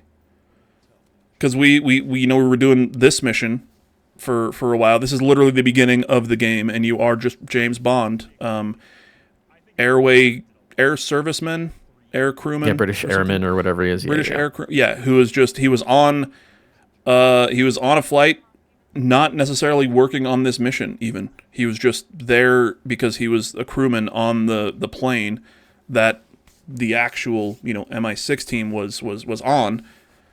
Plane gets shot down. The only one necessarily, like the only one that he kind of sees around him when he gets out of the water is him. And he's like, yeah, I'm going to find out where I'm at least to try to get back, and then sees that there are other people that survived that have been taken hostage. And he's just like, well, I'm not just going to leave them here. I'm going to go in there and I don't have any, he doesn't have the training. He doesn't have any of this like crazy stuff. He's James Bond, an air serviceman in the Air Force, like in the Royal Air Force. That's it. Yeah, that's the thing. It's the incident. I think they call it the Iceland incident. The thing that gets him invited into the 00 program. They're like, this guy is not part of MI6, but he did some crazy things over in Iceland. We need to get this guy in here. And then that's where you start your cool training Bond. Also, after this mission ends, you cut into the Bond song for the game, which is also super dope. And then we go into training. Like the first 2 hours of this game are crazy. Like they're really good and cinematic. It's so fucking great. Yeah. And this is also this is the TUD as well, because this is teaching you the stealth mechanics of the game. This is where you learned all that stuff, and then afterwards, that's where you learn like the combat and then the driving, which is it's if you've driven in a fucking game, you can drive in this game. It's crazy similar. I was taking notes. Let me pull them up here. Yeah, opening sequence is awesome. Getting to play as air crewman. That's what he is.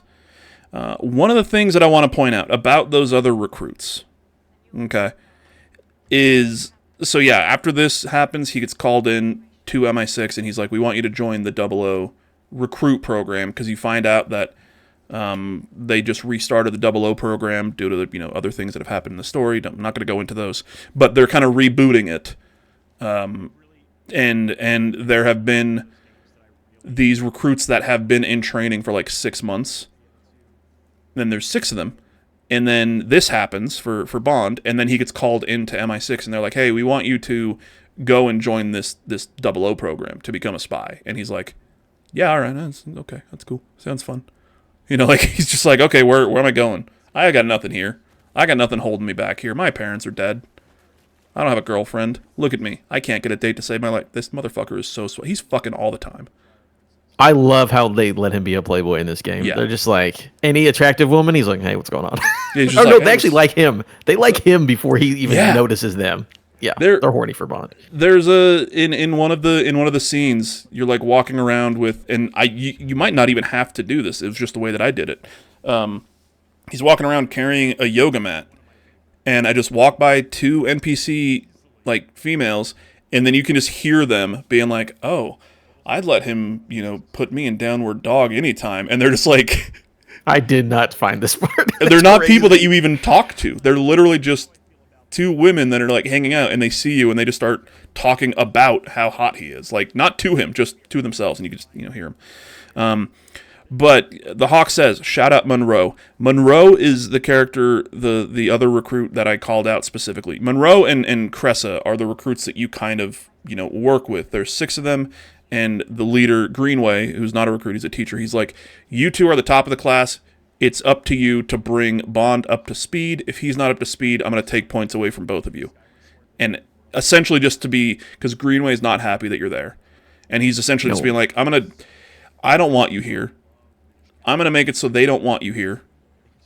And you're going to quit because I've read your file. You'd never fucking finish anything. But... he's only there because M is like, I need somebody like you who can be unpredictable. I need someone who I can trust and isn't who's a wild card. Like she's like, I think that this will work. Yeah. Yeah. The first rule of spycraft is always do the unpredictable.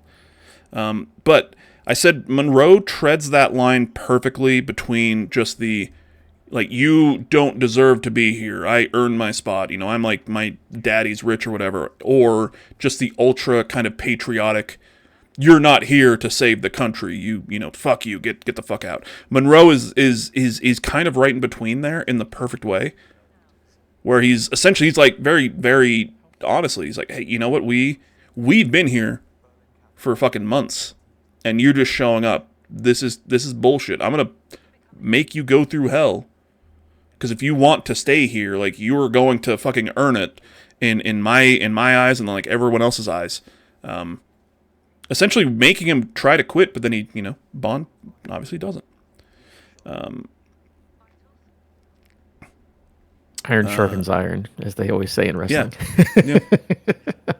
But I do like that initial crew of kids we get to hang out with as Bond is training. Again, that whole training montage. Yeah, we don't want to go into spoilers about a lot of other stuff, but Yeah. that first 2 hours is really impressive. And like I said, as the game goes along, I just get more impressed. Yeah. I'm like, I like this game More more impressed, the farther more in that I characters. get to it. One thing, I'm not going to read this whole note that I did because it does spoil, you know, other specific things.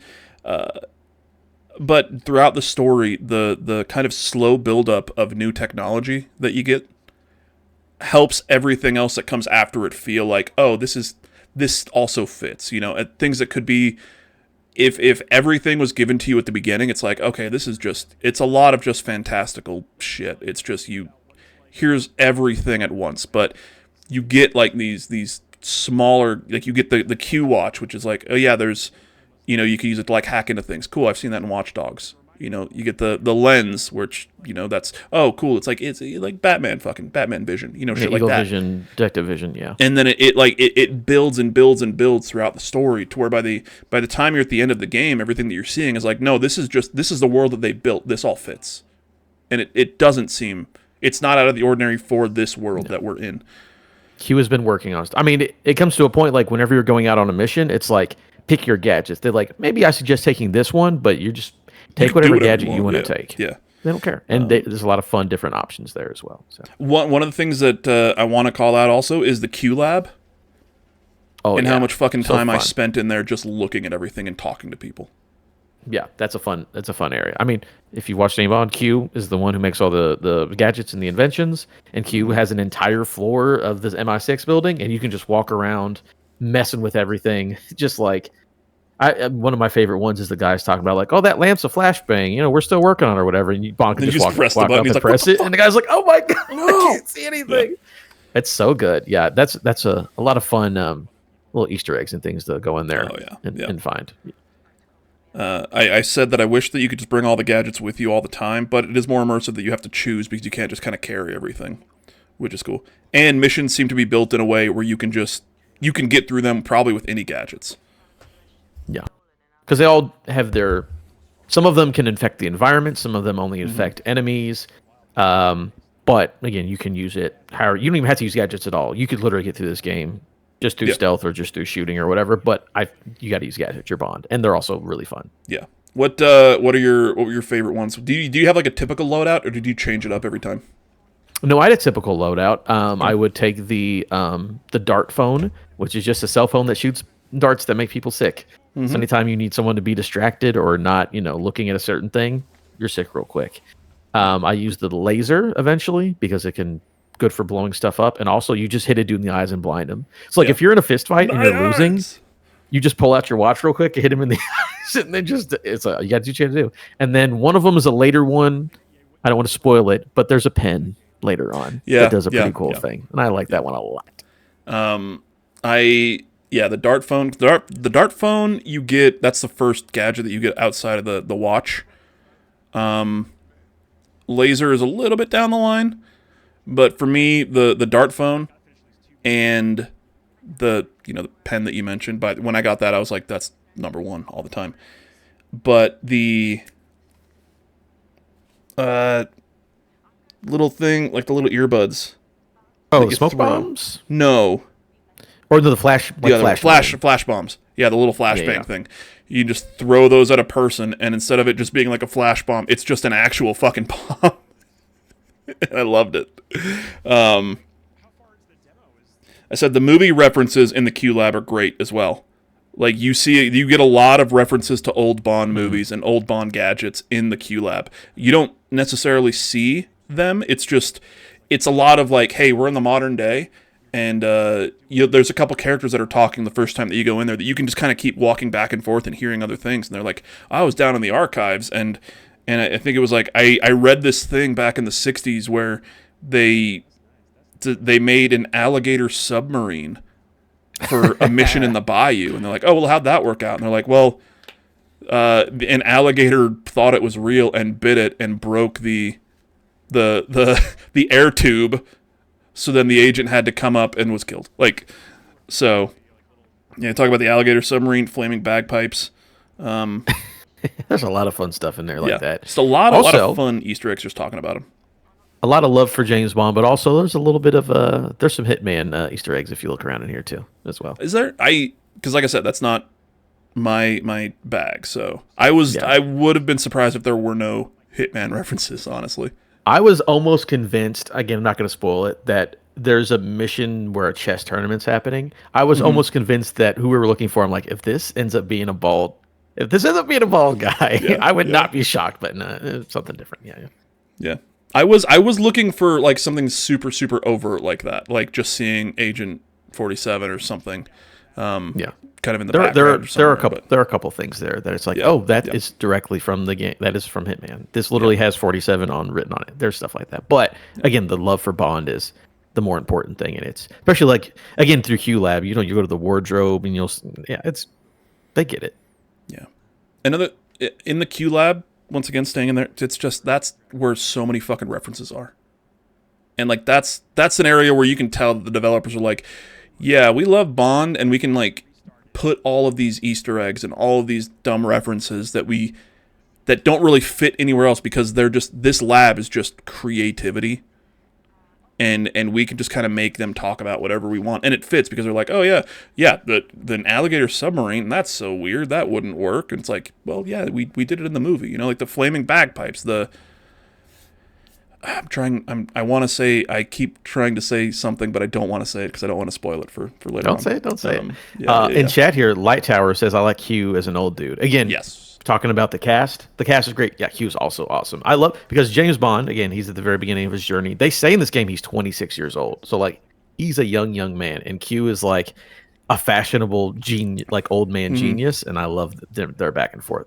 Again, no spoilers, but there's a point where James Bond is like, I need help with a bow tie, and you literally have to call up Q to like help you with a bow tie. It's so good. I'm gonna talk about it. I'm gonna fucking talk about this.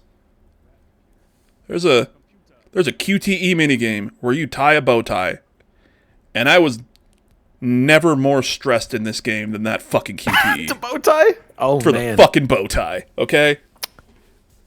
Now, what happens if you fail? I didn't fail it, so I'm like, neither did I. But I was just like, oh, I can't fail.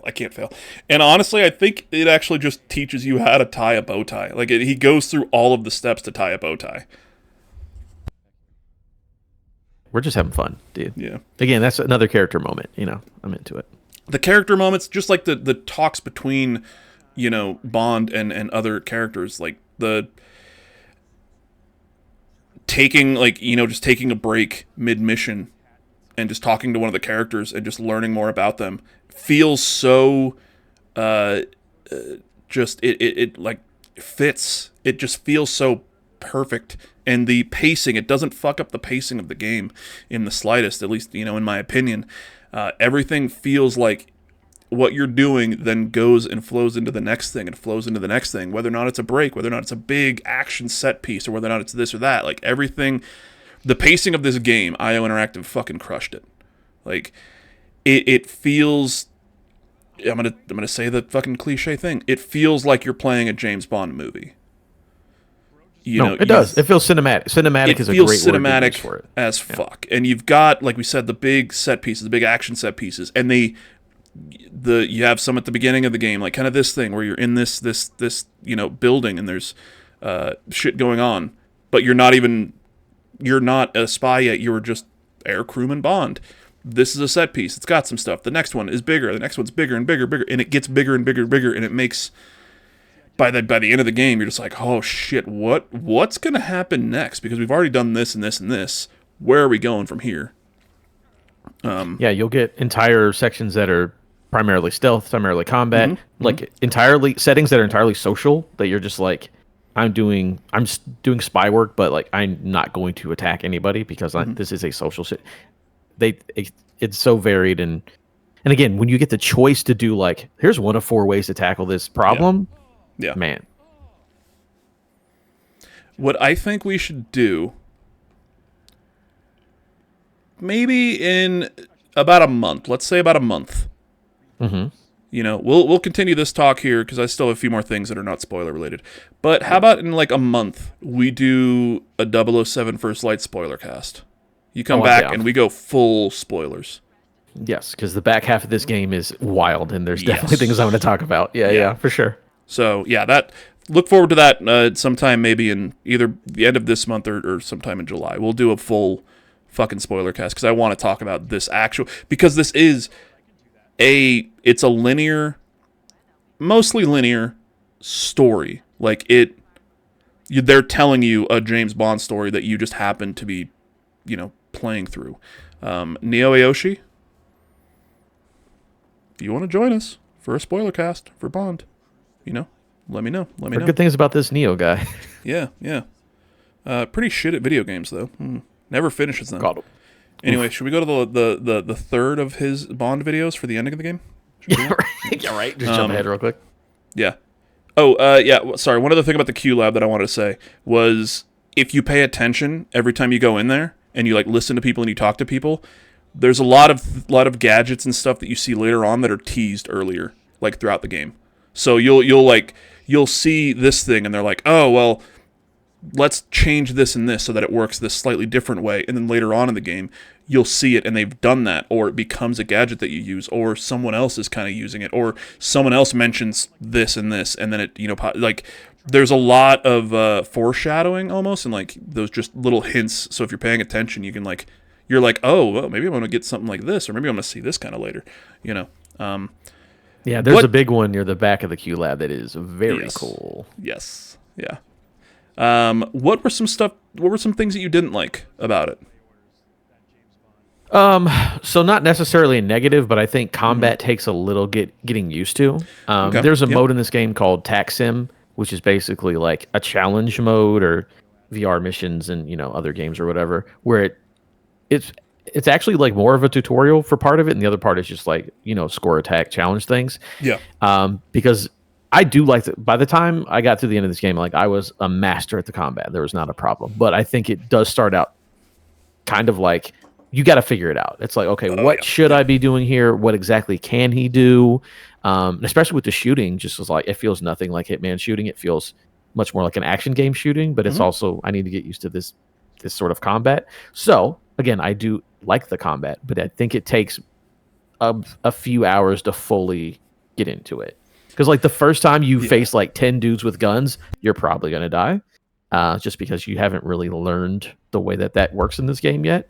But by the end, I was fine. But I'd say early on, there's a little bit of a difficulty curve figuring out how this game wants you to play.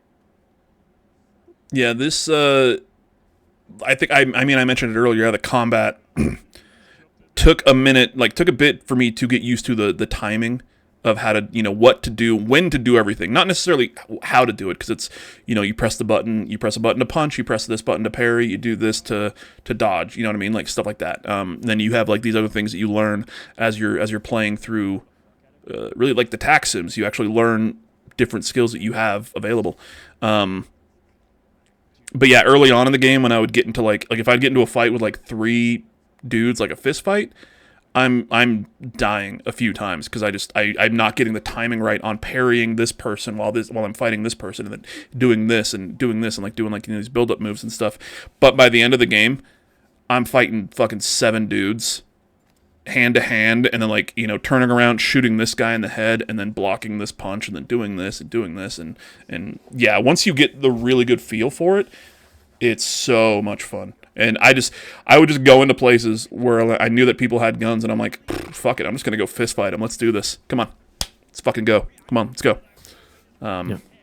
And my only other one would be, there's not very many of them in the game, but the first major driving sequence you have, it's like, oh man, this car feels difficult to control when you're like winding down the mountain and stuff. And it's like, this does not, it wasn't my favorite one. Again, they're very few and far between.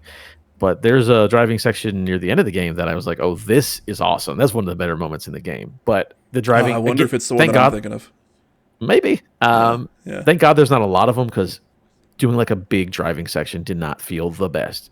Yeah. Which was like, thank you for doing sparingly, because this is not a driving game. But it was, again, there are moments where it's very cool. Yeah, it's a very bare bones driving.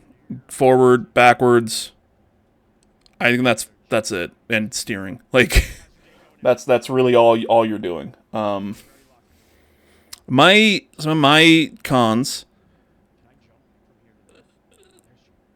Some of the stuff in Taxim specifically.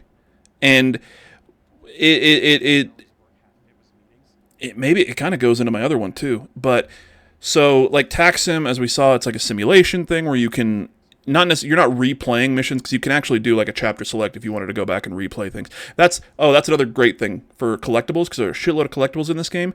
If if you miss some and you want to go back and get them, you can go directly to a chapter and then even into a checkpoint. So like you pull up, like I had the Power Picks guide up, or I'm pretty sure IGN probably has a great guide by Kebabs, that will tell you like, oh, like at least the Power Picks one is like, oh, in chapter 3 at this checkpoint, do this and you can find like the collectible. And this game lets you go in to a chapter 3 and then through each of the different checkpoints of the level and jump in there. And then the second that you grab a collectible, it's saved and you can hop back out. It makes it so easy I'm going to go back in there and just get the rest of the collectibles that I missed. And it's going to be easy as shit, because you can go right there, grab it, bounce out. That's good to know. I got a couple I need to go get. Yeah. But the Taxim, a little, my problem with it, so I was doing specifically like this area, this Iceland area for one of the tax simulation things. And I was, climbing and kind of dropping down on a ledge to kind of go around to try to like flank them.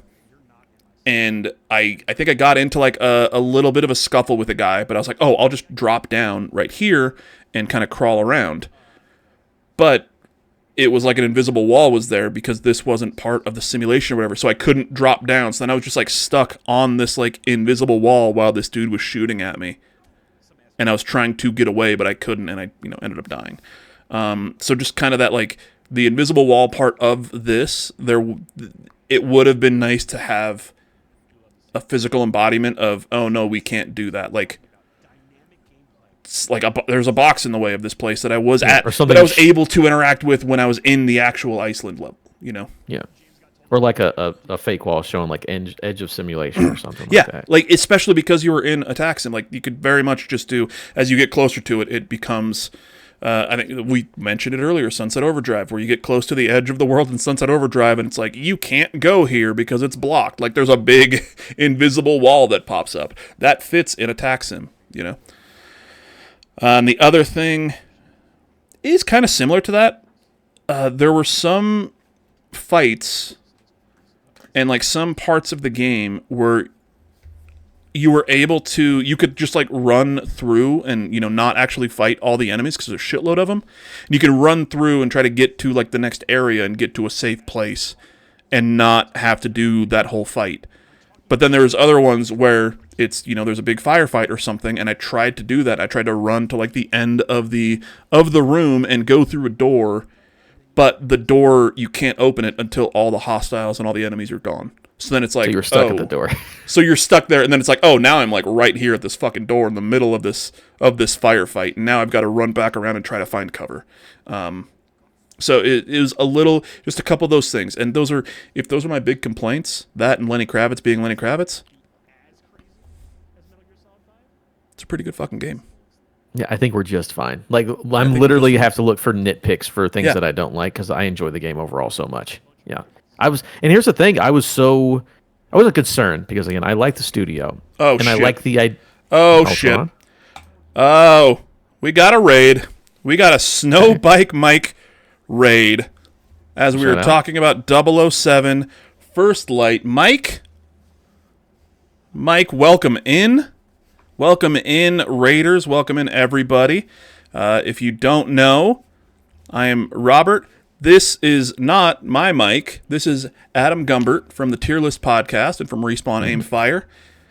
We went through today's PlayStation State of Play. We were kind of going over our impressions there, and now we're doing some spoiler-free impressions of 007 First Light. We both fucking love this game. Right now, we're watching Neo Aoshi's gameplay. That's why Bond just died. Oh God, welcome. And so many fucking first-time raiders, first-time chatters. Thanks Big for coming Hammer, in, yo. Box, Loyal Freak, Ave, welcome in. Sultry Lobster. Cuts by Rob. Yeah, Roberts rise up. We got to stick together, you know.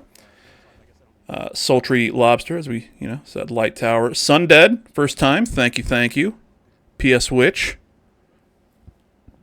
Yeah, welcome in, everybody. Like I said, we are not spoiling anything in 007 First Light. That is actually, we just mentioned that. We're probably going to do that maybe next month.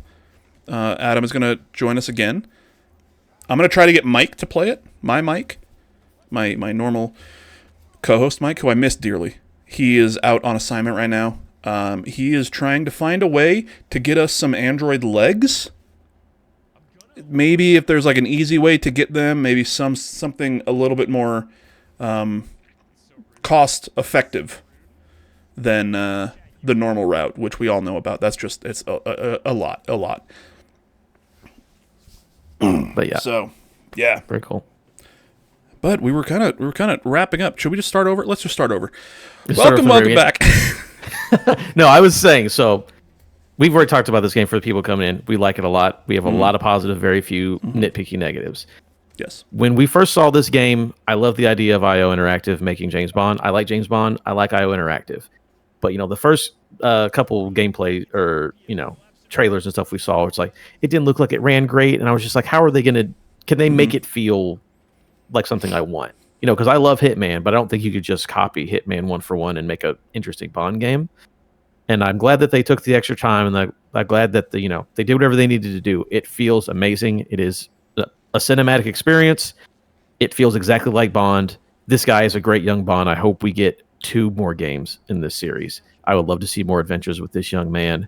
Again, I just love the characters. I love the gameplay. I love everything about it. They knocked it out of the park, and I was a little trepidatious about it, but my fears have been squashed, and I'm excited to go back and play some more Tax Sim. Like legit, I have not stopped playing this game since I've beaten it. One of the things about Tax Sim, we were talking about quite a bit. The Tax Sim is fucking cool as shit, but so much of it is blocked off until you finish the main story.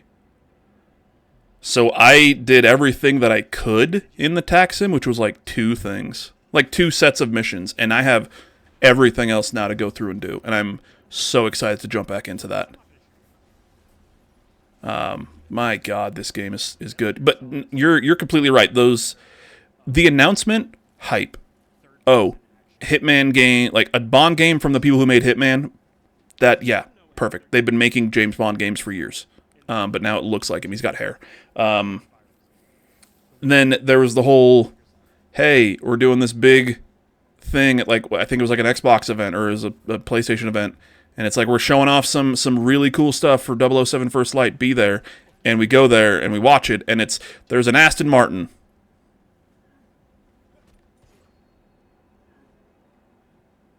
Cool. I thought you froze for a second. Not gonna lie, I thought you froze No. on me. Yeah, no, you're right. Those first couple showing off was like, I still have hope. Yeah. But this isn't the most exciting thing. But yeah, they still pulled it out. And we're about to get to the point where we go over to the Bond intro here in like 5 or 10 minutes. Oh my God, the hot cut to this Lana Del Rey song in this game is so good. So we might get there in a second. Was it? Did they show off version for the Switch 2 that looked like shit? Did they do that for this game? I don't know. I know that Switch 2 version got delayed, but I do not know what it looks like. Because I feel like they showed it off in one of the Switch 2 announcement things, and it ran terribly. And I think that's like after that they delayed it. So there were, in some of the build-up, it was definitely like, this is, something feels off about this. Like, it looks like it's going to be cool, but it definitely has, like, you got a bit of a vibe of they could be showing us the good parts here, and there's some weird stuff. But at the end of the day, no, this is... Neo said it, and we've said it multiple times here. This is definitely a contender. I would not be surprised if this was on stage as one of the 6 for, the Keighley Awards at the end of the night. Yeah. I mean, the James Bond theme being part of that fucking... Oh, my God, you have to. That's what I need. I need an orchestra doing James Bond. Like, it's definitely... I think it should be... And personally, it'll be in my top 5, no doubt, even looking how crazy the year is. At the Keighley Awards, look how fucking crazy September is. Jesus Christ. I know.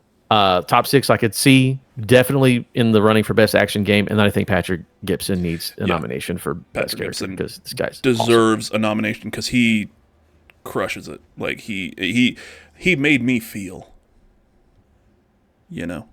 But since we've got we still have a bunch of friends here. You want to do something real quick? This is the beginning of SGF week. Yeah. What do we the next big thing we got 2 big things this weekend. There's other ones, but there's 2 big things. There's Summer Game Fest on Friday, and then there's the Xbox Showcase on Sunday.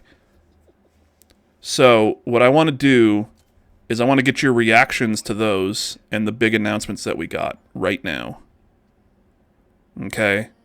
So personally for me, this SGF thing, I cannot believe that they finally gave us the release date for Kingdom Hearts 4. That was insane. You know what I mean? It's weird that it's also coming out in September. Like, okay. But, September release date for Kingdom Hearts 4. Donald is actually dead now. They killed Donald. They killed Donald in between. It's Poor pretty guy. nuts. Yeah, it's a bold decision. But it's the right one, I think. Crazy. Yeah. I think. I don't know. I'm guessing probably SGF. Final Fantasy VII Part 3 Reimagined, Reawakening, Rebirth, whatever we're going to end up calling it. I think it's finally time. That producer keeps talking about that game at every chance he gets, but hasn't shown us anything. I think it's time. And Jeff has the good relationship with Square Enix, so I think that one's actually. I know you're having fun with the Kingdom Hearts 4 one, maybe, but legitimately, I do think that Final Fantasy VII Part 3 is definitely going to be there. We're going to get the name of that this year. That's either SGF. It's either SGF or Tokyo Game Show, I think. I don't think we get to the Game Awards without knowing what Final Fantasy 7, 3, Final Fantasy 21 is called. But what do we... So we had Remake, Rebirth. They already fucking used Reunion on Crisis Core, like a bunch of dumbasses. Reborn? So you had Rebirth and then Reborn? Reimagining. How about Final Fantasy VII Part 3 RE? Just forget it. Just do the first. Just do that. It'll work. Final Fantasy 7. Put it at the beginning like a fucking Kingdom Hearts game. There we go. I actually Final Fantasy 7 released. We are out. I was actually talking with some buddies about this the other day, and a friend of mine said this one, and it's been a very long time. Ubisoft, they've already said, hey, we're in trouble. We're only going to do the hits. We're not trying to experiment too much. New Far Cry. It's been a while since we got the last Far Cry. Yeah. We could see it. Because we're not doing an Ubi Forward in the hotel parking lot this year, so probably Jeff Keighley's show. Or maybe Xbox, I suppose. Yeah, I could see Ubisoft at either one for like a Far Cry 7 announcement. Or even just a Far Cry 3 remake as one of like the first really, really big ones that people, absolutely loved. I know that 1 and 2 were loved, but I think 3 is the thing that kind of really pushed it up. Yeah, you can start with 3. For sure. Yeah. Or it's Ubisoft. They're weird. It's going to be a Far Cry 6 remake. Why not? Who knows? They could. Yeah. My last one I thought was interesting. Remember last year they showed us not 1 but 2 Atomic Heart games? Now that I you think it was mention Atomic it, Heart. yes. Yeah, they showed us Atomic Heart, I think 2, and then there was like an online or something. Yeah. I don't think there were dates for those, so listen, Atomic Heart is like the most B video game that I kind of really have fun with. So I'm down for release dates for those. Maybe September. There's nothing else going on. Yeah. Just yeah, September seems pretty fucking chill. What's another thing that definitely gets announced this weekend? Grand Theft Auto 6 getting pushed until April of next year. It's nuts. It's nuts. Actually, I had a question for you. If GTA 6 does get pushed to 2027, like big if, okay, how many of these games that have just been announced for September get pushed back to fill that spot and to kind of clear some space? Because it feels like so many games are doing September because we're getting out of the way of October and like that's fucking GTA's time. If I don't think it's going to happen. I think GTA is coming out this November. If GTA got moved, you would see those games in September getting moved around, given some more space away from each other. Mm-hmm. And I would see like a thing like they're like, hey, we think Fable has the time for an audience to enjoy it now, and they would move it back into like November. We just realized, actually, no, we're done with it, guys. We're done. Yeah, it can come out now. It can come out now. No, we can. Oh, GTA's. Wait. Fable, guys. We can do Fable now. Oh no, they're done. They're done. They finished it. Yeah, Playground finished. Game's finished. Yeah, it's crazy. We just heard about it on the earpiece right here. Yeah, it's nuts. So Fable Shadow Drop right now. Yeah, we're just waiting for GTA not to be a thing. So yeah, I think that would change things around, but I also think Take-Two is ready for it. I really do. Yeah. I think this. I don't think it's going to get delayed. I really don't. But just if I'm wondering if they're like, hey, it's April or something, and then these, because we literally have like I think 6-7 major games coming out in September now. That just everything was announced today. Yeah, the state of play was basically all September, so I would not be shocked if it was a September of play. That's what it was. 6-7. Yeah, I think they are over avoiding. I don't know if you mean over avoiding or if they are over avoiding it. Like, like over correcting. And then the other one, the Gears of War E-Day that's the second half of the Xbox thing. So are you a Gears dude? I do like Gears. I have played all of them, had a good time. Going back to E-Day or like a prequel will be fun. I also think that game's also September. For what it's worth, that's also a September game. I'm pretty sure. I mean, we'll know by the time because we're recording this in the future, in the past. But just they're like, hey, we're doing a partnership with a WWE event that takes place in September. I'm like, oh, this game is September. It is sponsoring Triple Mania this year. Triple Mania brought to you by Gears E-Day. It is coming out in September. Oh, there we go. Oh, God. Now, for the next hour, we're going to talk about that fucking El Grande Americano match. Oh, my God. Holy shit. No. It was great, though. Fucking watch it. All right. Adam. Coming back to the two of us on screen here. Let's wrap this up. We went a little bit longer because of the incredible Snowbike Mike raid. Mike, thank you so much. We definitely love you over here. We want you to come back and hang out and talk about other shit with us. I don't know. Absolutely. Every week here, Tuesday nights, Storymoders, Twitch. Yep. It's MODERS. We were Storymotors for one time only, and it was the week that Forza came out a couple weeks ago. I cannot remember. Yeah, Neo, fuck yeah. I was going to pull up gameplay anyway, and then I was like, I'm pretty sure that Neo's puts all of his stuff on YouTube immediately. Thank you for the follow, Sundead. Thank you. Hope we see you next week, next Tuesday. Hope we see you next Tuesday. Get it? It's like... No. It's like, cunt. See you next Tuesday. Very good. Okay, he got it. I didn't get it for a second. We got him there. Adam, let people know where they can find you, what you've got coming up, what you just released yesterday. Mm-hmm. All that good stuff. Yeah, you can follow me on all the good stuff on Respawn Aim Fire. You can catch me at the Tier List video game podcast, which has had 2 seasons. We're in the middle of season 2. Robert was just on this week's episode, which was Yakuza Like a Dragon. We've had tons of kind of funny people. We've had Jericho. We've had all kinds of good people. So check out, that's on youtube.com/Adam Gumby, or just search for the Tier List semicolon a video game podcast. Yeah, because if you just type in the tier list on YouTube, I learned this, you get a lot of just tier lists. You have to type in the tier list of video game podcast to be able to look it up, or just youtube.com/Adam Gumby. I've had a lot of good people there. Really fun episodes. And yeah, you can catch me writing over on gamesandwich.com as well, writing reviews and fun stuff like that. Thank you, Robert, for having me on, buddy. This was a good week. Thank you for joining us. Like I said, in like a month or so, we'll do this again. We'll do a full fucking spoiler cast for 007 First Light. I am ready. Yeah, and maybe Neo Aoshi joins us. I don't know. That's how I'm feeling. Yeah. Yeah. Thank you all for hanging out. Thank you, Adam, for joining me tonight. I had a great time. Cannot wait to watch these other events happening for the rest of the week. Going to be hanging out in the kind of funny chats for those. Fuck and yes. Yakuza Like a Dragon is not a fucking D tier game. It's definitely at least an A tier, you piece of shit. If you listen to the episode, we'll find out. Yeah. Next week, we will be back next Tuesday, as we always are, 7:30 p.m. Mountain Standard, or Mountain Daylight Time, I think is what we're in technically, but 7:30 Mountain Time. You know what I mean? Figure that out.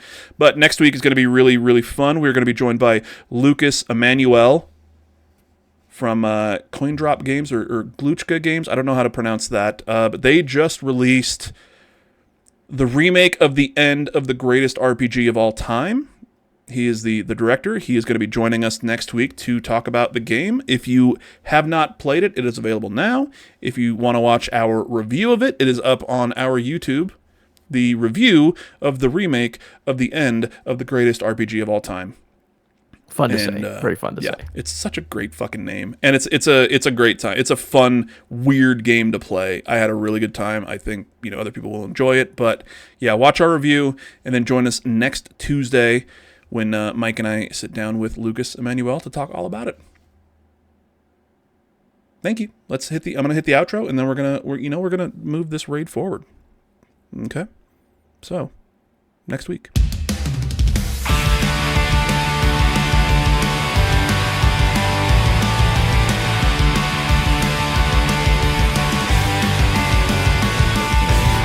They have such a great fucking intro song.